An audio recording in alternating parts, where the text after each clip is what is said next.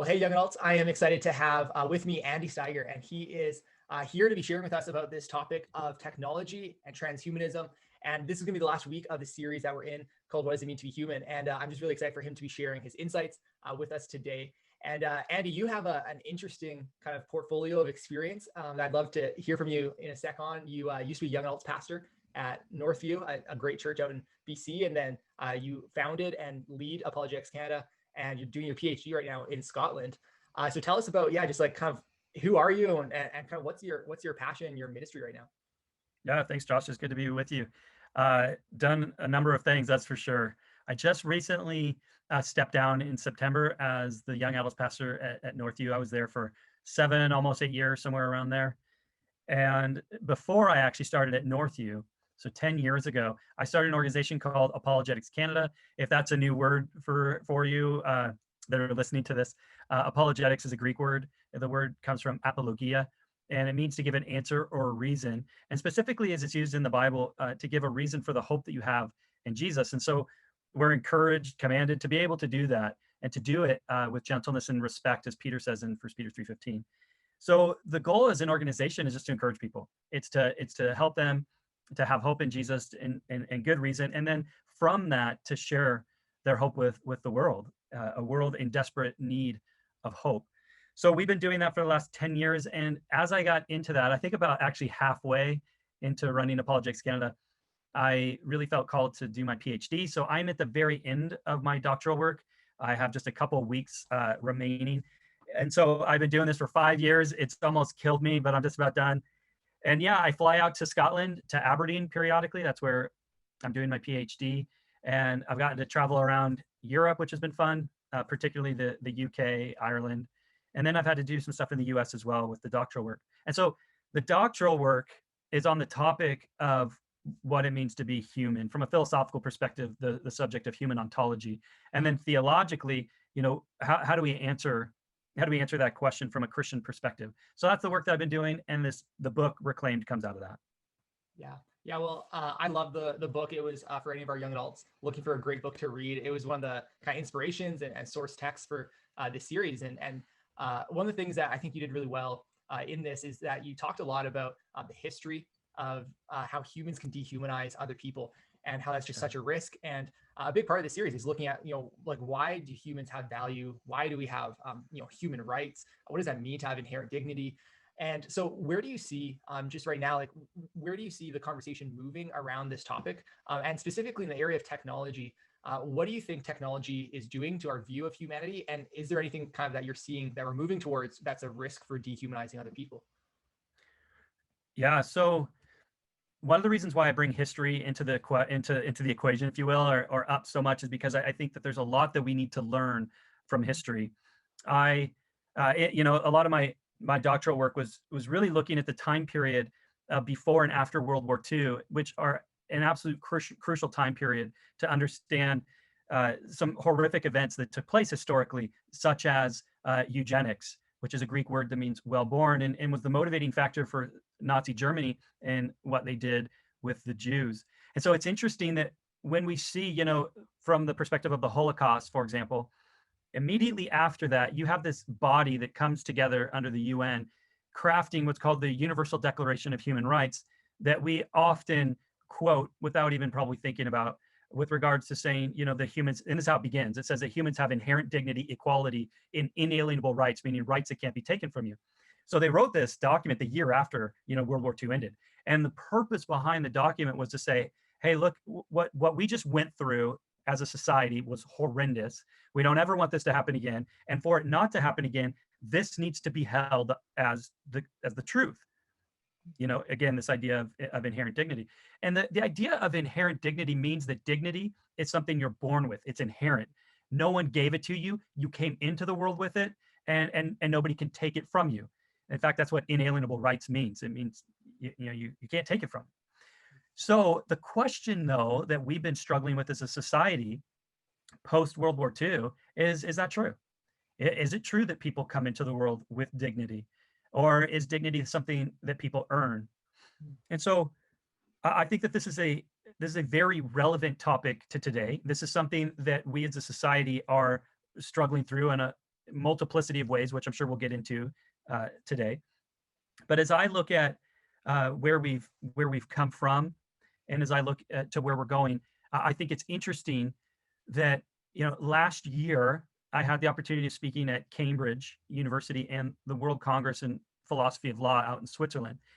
And one of the big topic that was being addressed is this concept of dignity, particularly at the World Congress in Philosophy of Law, and the question just being, can we actually support those ideas?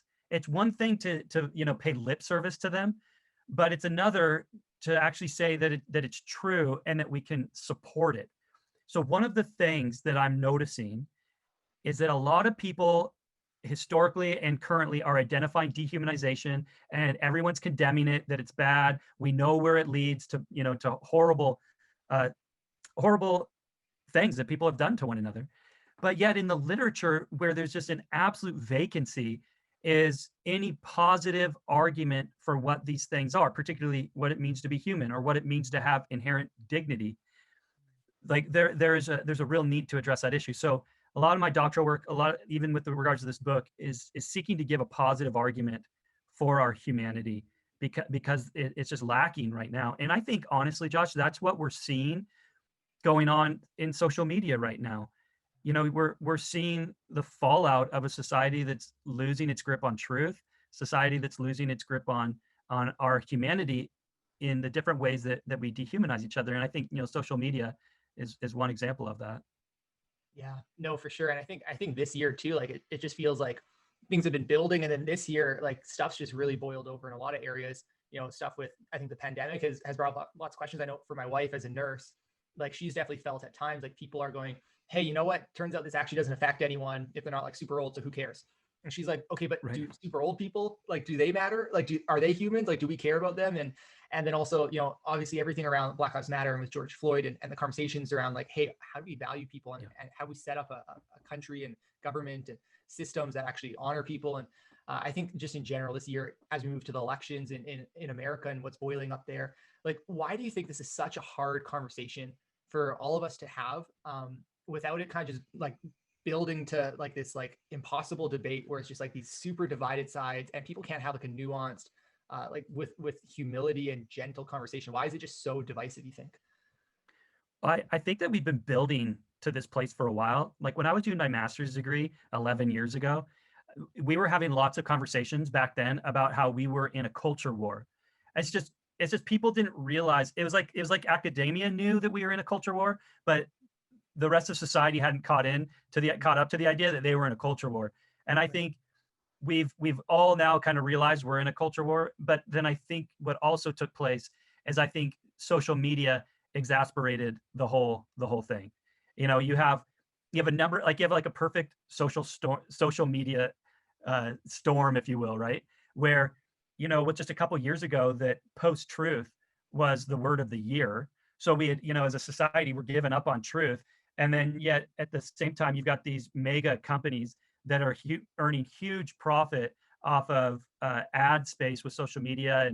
And then you've got these AI algorithms that are getting, thrown into the mix. So if you've seen documentaries like The Social Dilemma, I think that they do a good job at starting to expose some of the underlying problems.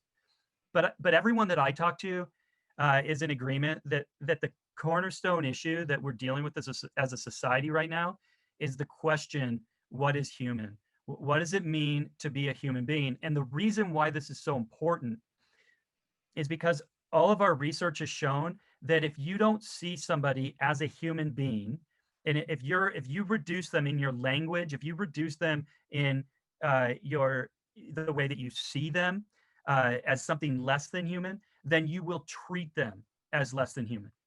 Right. And that shows up in all sorts of horrible ways. And we've seen that historically, but now we're starting to see that this is all taking place, right now. I actually created a video not too long ago called "Can a Facebook Post Cause a Genocide?" And it's interesting because the documentary, The Social Dilemma, picked up on that.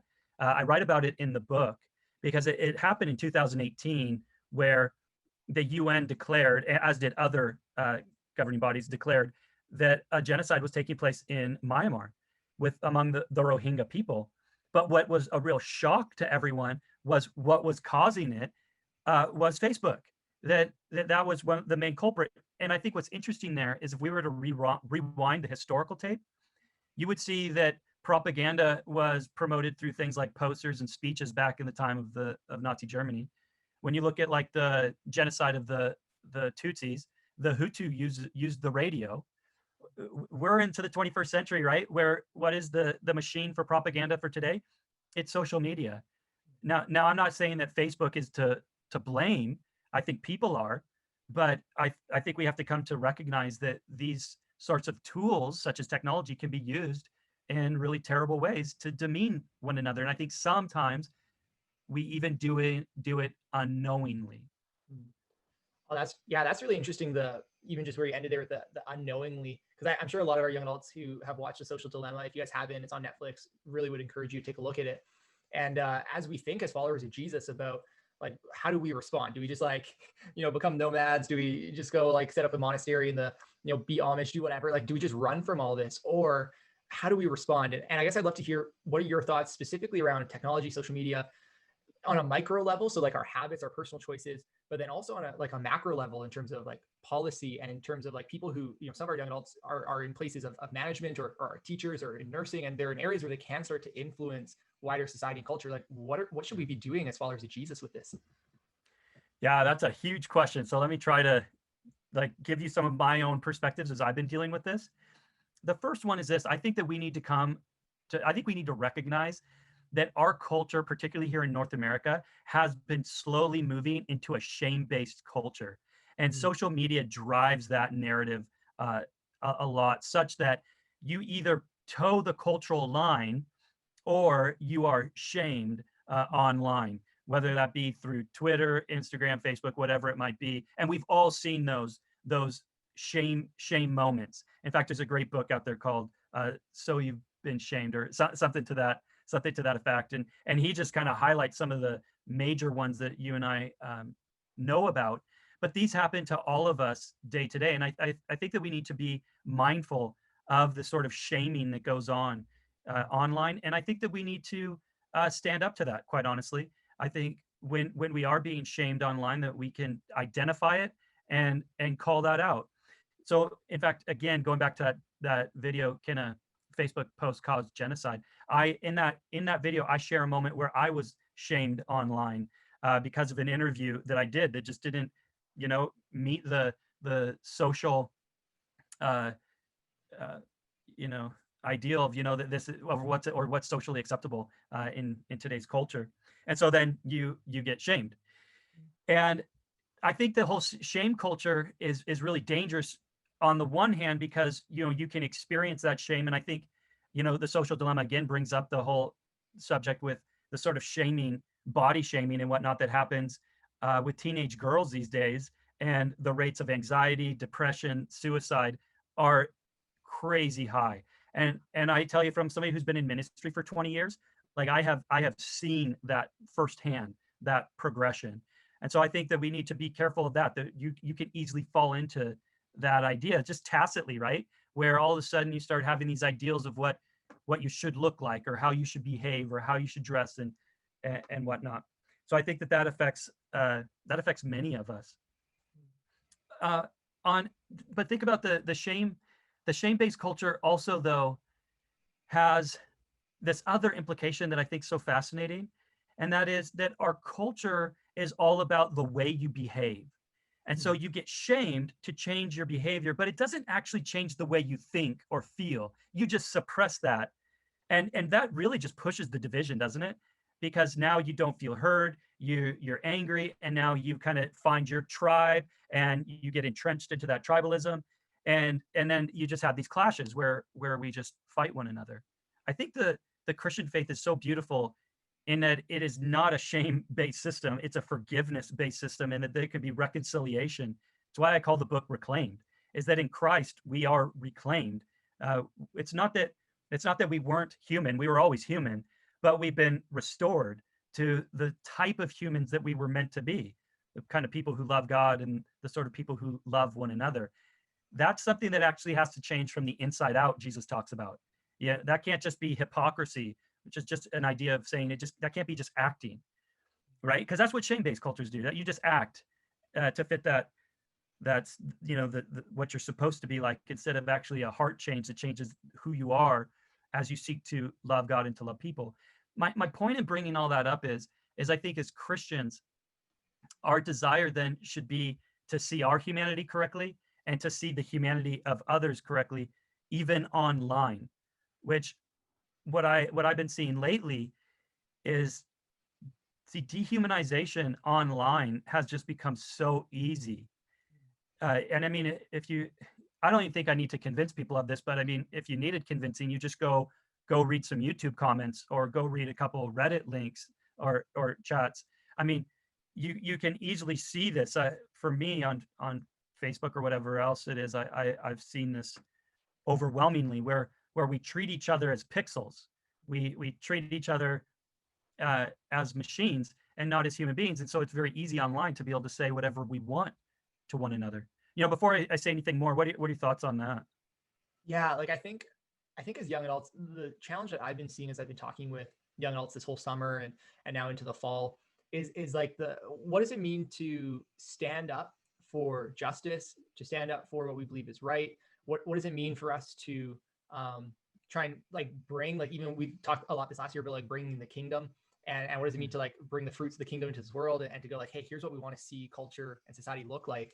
But then the tension of what's the practicals of that in the day-to-day interactions with people, where when someone does something that you maybe think is wrong or you don't think is biblical, and you're concerned about it, like how do we respond? And it feels like definitely when so many of those interactions now are on, social media or just texting or whatever, in a less humanizing environment, it feels like those interactions are becoming harder.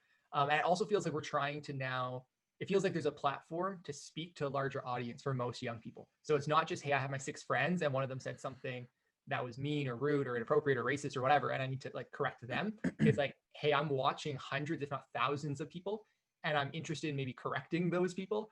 And I'm also trying to protect myself or put up a correct image in front of thousands of people. And it seems like a very fine line that everyone's always walking. And I don't know if we know how to do it well. So any thoughts on that? Well, I'm learning myself as I'm trying to navigate this and the challenges. But let me just give you some advice from what I've been learning. Some I think is really practical, and it requires us to just not be lazy and to realize that, like it or not, we have bias that can easily influence the way that we think or want to think about a specific kind of person. So here's an example.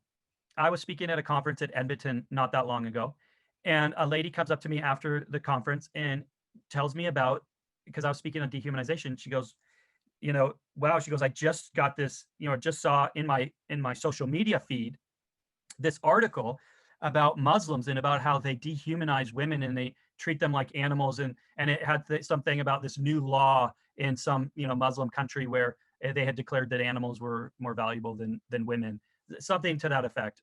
I don't remember the exact details, but I remember seeing that and going, that doesn't sound quite right to me. Something seems off there. And so I said to this lady, could you, I didn't have time to, look at this article, but I said, here's my email address. Could you email me that article? I want to take a look at it. And honestly, that's what a lot of our culture requires today. If before you come to some sort of conclusion, you're probably going to have to do a little bit of research and to make sure that that's actually true. Because as I dug into that article and I dug into that news site, it took some work. And that was surprising how much effort I had to put in to find in the small print that it was a satirical website. The problem is, though, that lady wasn't going to do that research because she had already decided that Muslims were dehumanizing women, and that this made total sense in her worldview, that they had now legally declared them as animals. And so didn't do anything to actually see if that's true. And now that fake news begins to inform her worldview. The truth is that that sort of thing is happening all the time to all of us, and it begins to shape the way that we see people.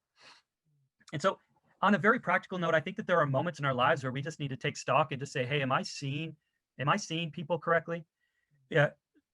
On the book, one of the people that I really wanted to endorse the book Reclaimed was a chief by the name of Kenny Blacksmith.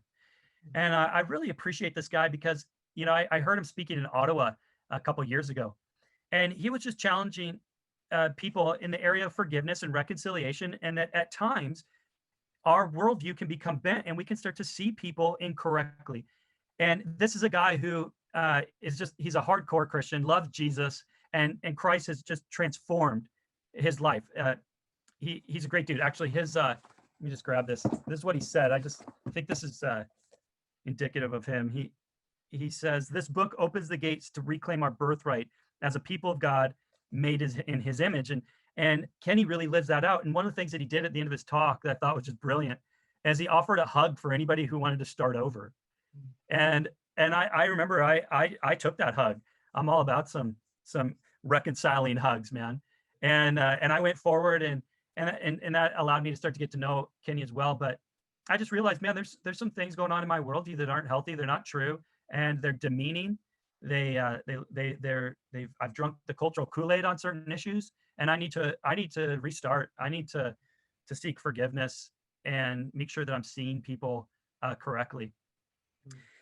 And I think one of those areas, I think there's a lot of people, Christians included, who need to start over online, and they need to start over on social media in their the ways that they treat people, speak about one another online, and that we need to make sure that we're seeing human beings, and remind ourselves that we're engaging with human beings to make sure that we are treating them correctly. I think that that's probably one of the biggest keys, honestly, because we could get into a lot of nuancing on different aspects of social media, but I think a lot of it clears up when we start to see the humanity. And Josh, I think it also means that sometimes we've got to get off social media, and some conversations, they just need to be face to face. Yeah. Yeah. No, that's so good. I agree. What do you think, like, as you know, we talked a lot about social media, and that's really what a lot of, like, even the documentary The Social Dilemma focused on, was kind of this first iteration of social media. And even in many ways, it's still early internet days, and technology is still changing a lot. What do you think, moving into this maybe section around transhumanism, what is transhumanism, and where do you see that being a very different conversation, or maybe an extension of the conversation from just the current social media technology part? Yeah, what is transhumanism, and where is it maybe going to take us? Yeah, I think that this is actually an important part of the conversation, is to really have an understanding about what technology is and where society sees technology going. I find that a lot of Christians in particular, but I think this might be true of a lot of people, it's just kind of an ignorance with regards to where things are heading, and how society sees things unfolding. And transhumanism, I think, is kind of central to all of this, because it highlights the humanity that's taking place with regards to the technology. So transhumanism means beyond human. That's literally the trans part, just means beyond. So you have to understand that the way our society sees things is still through an evolutionary model. And I think this is something that kind of surprises a lot of people, is a lot of people think that, evolution happened and then stopped, whether they're Christian, non-Christian, or whatever. They just tend to have this idea that evolution brought humans, and then it's like neo-Darwinism is something that happened, but it's not still happening. But for a lot of our society, the idea is that neo-Darwinism is still happening, that evolution is still taking place. However, there's a transition that has taken place away from neo-Darwinism, and by that I mean away from genetic mutations that are advantageous through chance, and now it becomes mutations that are advantageous through intelligence. And so it might surprise people, but in the transhumanist communities, they'll talk about intelligent design. Now, they don't mean intelligent design how a lot of Christians would think about intelligent design, because we would think about intelligent design being that humans are the product of God's intelligence. And whether or not you hold to a theistic evolutionary model, or a creationary model of various stripes, is beside the point. So please understand, I'm not trying to get into those sorts of questions. What we're talking about here is what comes next. Are humans complete currently, or are we still on this trajectory of change? In a society that has divorced God from their worldview, That's how I refer to secularism. Secularism is just erasing God from, in these days, virtually every aspect of our lives. What you have then is just nature, right? You've just got this evolutionary change that's taking place. It's just that technology has developed to the place that now we have the capability of steering our evolutionary future. And that's where we are right now. And that's why this time and age is so unique, is we didn't have the technological capabilities of doing that before. Now, I think that there's one thing that's worth mentioning about this, that a lot of people, I think, will make some people will go, oh, okay, technology's bad then.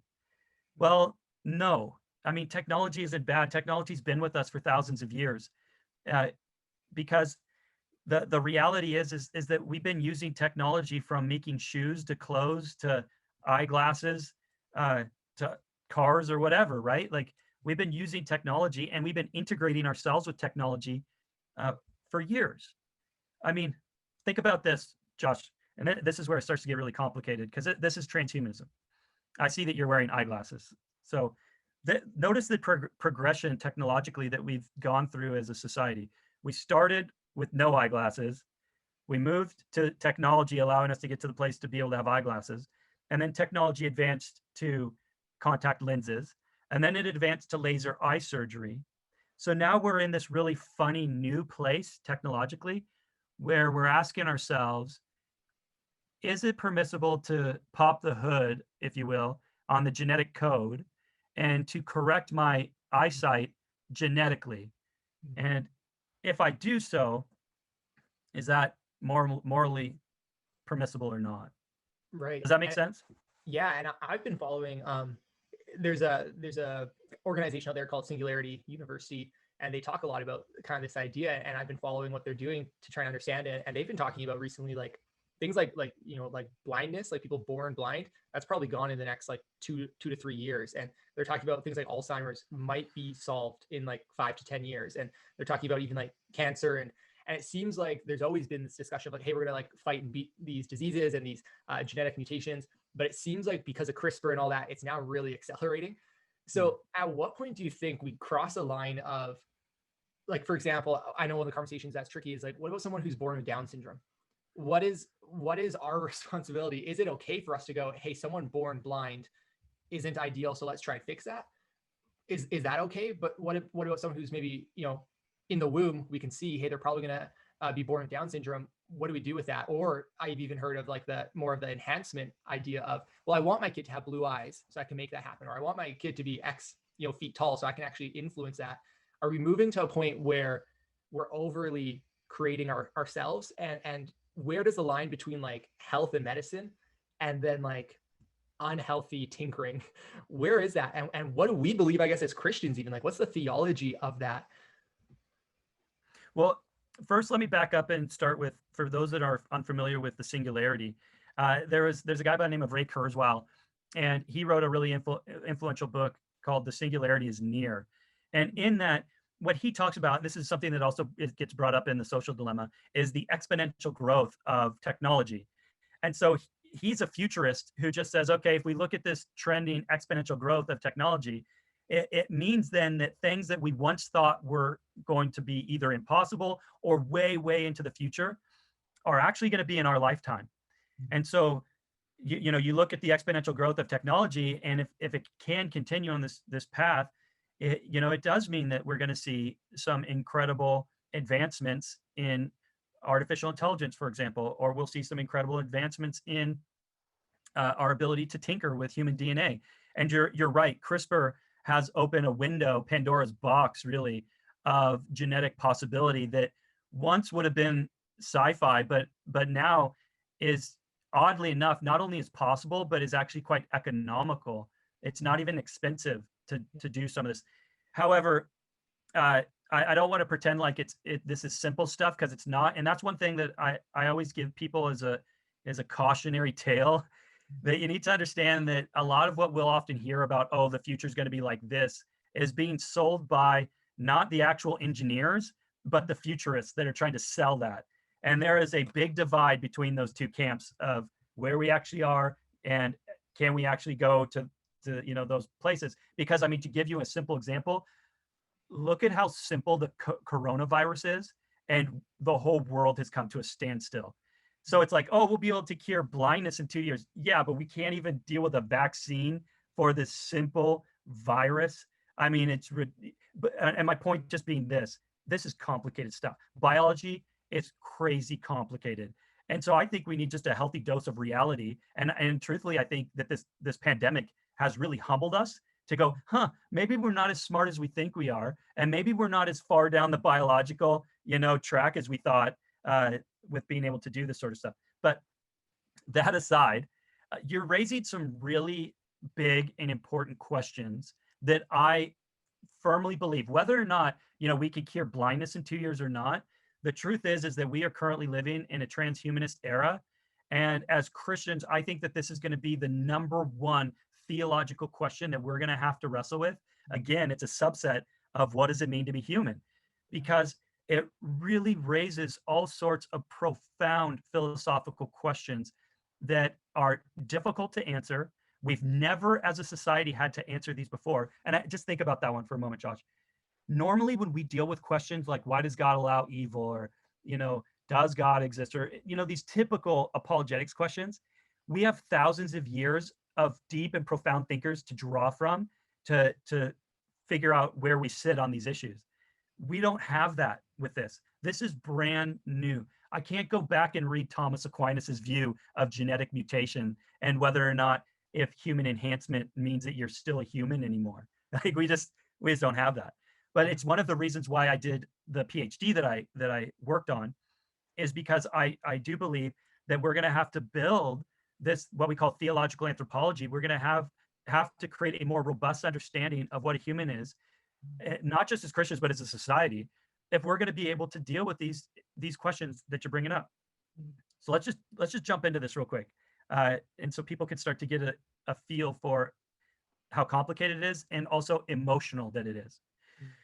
If you take Down syndrome as an example, or if you take like my niece has cerebral palsy, if you take that as an example, just because my niece has cerebral palsy, let's just use that one as an example. As eugenics would say that my niece is not well born, right? And so there have been groups of people in the past that would say that her life is less valuable than another person's life. Now, clearly, from the Christian perspective, we would say no, that all people have inherent dignity, right? We as Christians, we believe, to say this theologically, that all humans are made in the image of God, and that they are 100% human, and that although we live in a sinful, broken world, we still have 100% of the image of God in us. Whether or not we can reflect that image 100% is a question of sin and evil and human brokenness, which gets into a theological conversation that I deal with in the book about what it means to be human. And in the book, not to go into this because it'd take too long, but I make the argument that there's a difference between the parts that something is made of and the purposeful whole that a thing is made for. And when we're talking about humans, we're talking about the purpose of a human being, and that purpose is actually what defines us. And interestingly, that's how we define all created objects. We don't define them by their parts. If you were ever to do that, people would think you're a weirdo. If you ask them what a cup was and you're like, well, do you mean that you want this plastic shaped? What I mean? Like, no, like we understand, because we define it by its purpose. So on that note, my point just being is, as Christians, although we see that people can come in different size, color, intelligence, and ability, doesn't change their humanity. They're all still 100% human. They still have the same purpose. And that purpose that Jesus talks about is to love God and to love people. We've been made in a relational image for a relational purpose. But what then do we do when we have things like cerebral palsy? And here's what I would argue. And that's this, that when we have things like a cold, or if I have a virus, or my knee needs surgery or whatever, there are medications that we can take, or there are surgeries that we can have that will help us to operate more according to the way that we were created. so for example, my niece Madeline has had 5 surgeries on her legs and her back to allow her to walk. So you could ask, well, do I think that that's wrong that she's got surgeries to help her to walk? And I would say, well, absolutely not. But but somebody could say, but don't you think that she was, you know, I guess somebody could argue, well, that's the way she was born, so that's the way God would want her to be. And my argument would be no. Uh, like we live in a broken world, and the sad reality is we live in a world in which you can be born premature, as she was, and that it can cause cerebral palsy, which she has. And I've talked to Madeline about this before, and I said, Madeline, that's my niece's name. I said, Madeline, if I could give you a pill, and this pill cured you of your cerebral palsy, would you take that pill? And Madeline said, yes, yes, 100% yes. I would take that pill. She's like, Andy, I would love to be able to ride a bike. I'd like to be able to walk and not fall. Those are good things. And I think that that's absolutely right. But notice that if we define a thing by its purpose, then whether or not you can walk or not doesn't change your humanity. You're still a human being. But in the same way that I can take medication to heal me of bacteria or whatever it might be, I don't think that those are bad things. I don't think medicine's a bad thing. I don't think that wanting to be able to walk is a bad thing, and nor do I think that it compromises our humanity.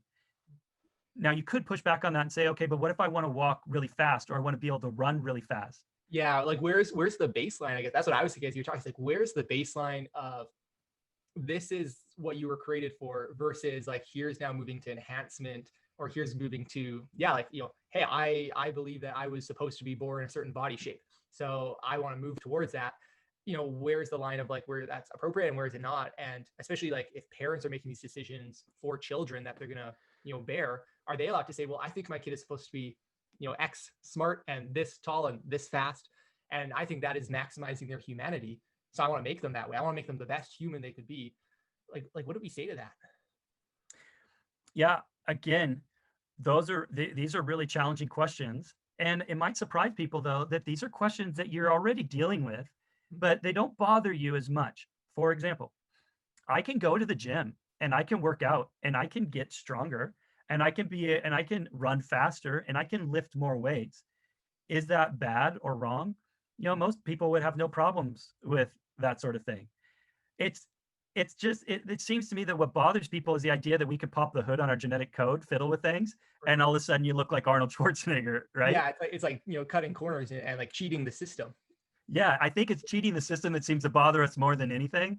Right. And truthfully, I think that maybe it's because cheating the system gets at the heart of the problem. And that is one of the things that has really impacted my kind of view of myself is really understanding that I've been made in the image of God. And by that, I mean that if I've been made in God's image, that means that my view of God is the most important view that I have because it informs my view of me. And so where this really started to kind of play out for me though is because I'm reading like the 10 Commandments. And when you're reading the Bible, but particularly the 10 Commandments, you're like, man, why are the first 4 commandments all about your view of God, right? And you're reading the Bible and you're like, why does God seem to be so concerned that I see him correctly?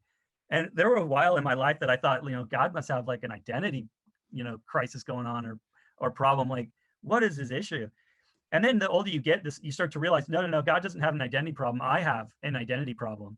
Wow. And that my view of him is important because I keep skewing my view of myself.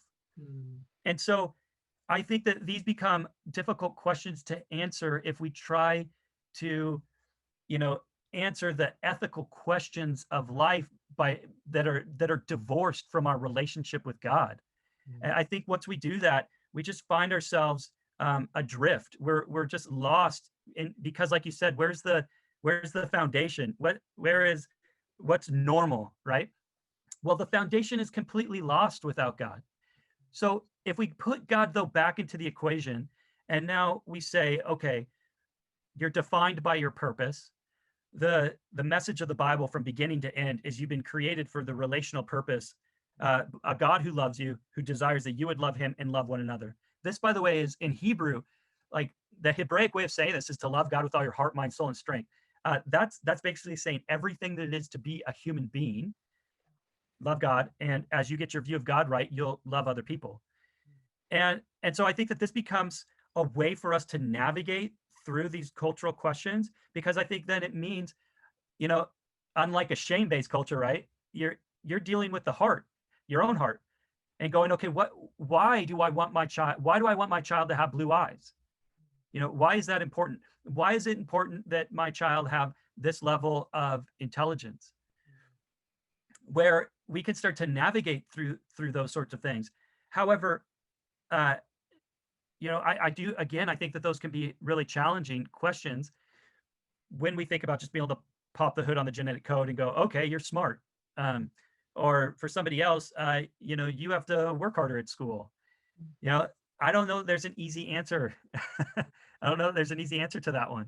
But I do think that as parents, as a society, that we have to wrestle through, what's leading us to want to make those sorts of decisions, to have those sorts of outcomes. Because I think that those are, in the end, I think that those are heart issues. Whereas, and I hope I'm making this clear, I don't think that Matlin is let's just use her as an example. I don't think that that's a heart issue. I know, for example, if my sister Lisa had the opportunity to give Matlin a pill that she no longer had cerebral palsy, I know for a fact she would give her that pill. But she's not giving her that pill because she thinks that she's not human. It's in fact the opposite. She knows that she's a human being, that she has inherent dignity and value and equality. She has all those things. It's her desire that she could walk and not be in pain, that she could experience legs the way that they were meant to be. Right. That would be my thoughts. Yeah, no, that's really helpful, Andy. And yeah, I think it's a big discussion, and I'm sure our groups will have an interesting time cracking things open tonight. Maybe a last question that we can land things on. Why do you think as Christians it's so important for us to have this conversation? Like, why not leave it to science, or leave it to just the universities, or just to culture to figure out, like, do you think there's something unique about our worldview as Christians that gives us a different angle to this conversation, or maybe a different foundation for this conversation? And how should we be thinking about that as we're talking about these things in the future with people who maybe aren't followers of Jesus? And how should we recognize the different maybe starting point we have, and where we end with that? Yeah, I think that right now we are seeing the need for Christians and our cultural responsibility, if you will, that we have had for millennia, where we have been a guiding force historically to humanize, and I think that we're in that place again. It might be surprising, and this was surprising even for me in my historical work. It's just to see how many times historically Christians navigated the culture away from dehumanization towards humanization. Now, I don't want to pretend like there weren't Christians or people who called themselves Christians in the past who didn't do terrible things. There were.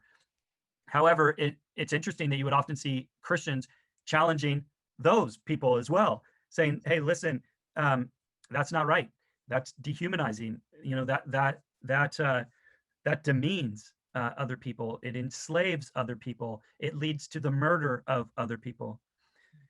So I think, given a culture that has divorced itself from God, and a culture that very much is at a loss to know how to answer the question of what a human is, I think Christianity is really needed in our culture in two ways.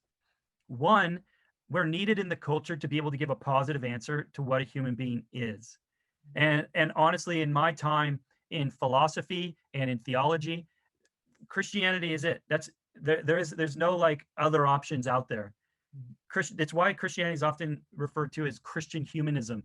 Secular humanism didn't come first. Christian humanism came first. Secular humanism is the attempt to try to understand a human being without God. But it's interesting because in my doctoral work, I've been looking at this guy named Michael Polanyi, who was a scientist that goes into philosophy, and he did that because he saw how this he would say something like science killed the scientist, where he saw how the scientific worldview was so destructive that a view of a human being can't exist within that worldview. So he went into philosophy to seek to defend, being able to actually give an account for a human being without reducing them to stardust, which is it's just interesting in our culture how often we just reduce ourselves to whether it be DNA or to carbon. At any rate, it eventually brought him to Christianity because he saw within the Christian worldview that there were the tools necessary to build a worldview that could support a human being, the existence of a human being. I wish I had more time to talk about that, but I don't. But the second component, I think, is something that we really need to look into. Jesus talks about this in Matthew when he says, "You are the salt of the earth." And he's talking to his disciples. He's talking to those people who are following him, those people who have found their identity in being made in God's image, those people who love God, those people who love one another, those people who have been reconciled to God through him. He's saying, "You are the salt of the earth." Now think about that. He's saying, you are literally the human flavor. You are the human seasoning. Let me put it this way. You're what a human being is supposed to taste like. You and I. And I think this is something that our culture needs. They need more than answers. And trust me, they need some answers of what a human being is, but they need to see a human being lived out. Wow. And that's what Jesus did, isn't it? He not only gave the answer, he gave that answer repeatedly, love God, love people, but Jesus lived it out and it transformed people. It changed people and led people to reconcile their relationship with God. And that again comes back to it's a heart change. Yeah. Yeah. Wow. There's No, lots more I could say about that, but I'll leave it there. yeah. No, that's amazing, Andy. And so appreciate you sharing, yeah, your knowledge with us. I'm sure lots of us will have lots to think about going away from this conversation. But yeah, also just sharing your heart, as you know, I can tell that you're still very much a pastor at heart as you share and just encourage us to, yeah, recognize our own humanity and our call to love God and to love others, be in relationship with each other. Would it be okay if you prayed for us in closing and just prayed for our young adults? I guess maybe one thing comes to mind, especially just praying that we would recognize the humanity in ourselves and our identity, and that part you're talking about with, you know, the image of God, being made in the image of God, and also just praying that we would be people who could humanize those around us and bring that, you know, that humanity back into our you know, workplaces and schools, families, just where we are. Yeah. Thanks. Yeah, Lord, we just come before you as we wrap up this Zoom call, God, just to ask that your Holy Spirit would encourage us, Lord, that we would be mindful that we are human in you, that you created us, that you made us for a purpose, and that we experience the flourishing that we were created for when we rest in that, when we love you and when we love one another. And so, God, I just pray that for each one just listening to this, God, I pray that we would be people that were just absolutely committed to relationship, that we would be absolutely committed to community, that we would understand that relationship is more than just what we want, it's who we are, and it's what we need, and it's what we can provide for other people, that together we experience what it means to be human beings as we give love and as we receive love, as we give community and as we receive community. And God, in a world right now that is just in an absolute vacuum of relationship, given this pandemic and just given the loneliness that was pervasive before all of this, God, I know that those of us that follow you, that have committed ourselves to community with you and other people, that we are the salt of the earth. And God, I just pray that we would go out and that we would not just teach this, that we would live this, that we would invite people into community, not just with one another, but ultimately with you. And God, I just ask, Lord, that in the time that we have remaining in this life, Lord, that we would be absolutely sold out to community, to relationship, and we would see people restored to one another and restored to you. We pray in your power and to your glory and to the building of your kingdom. Amen.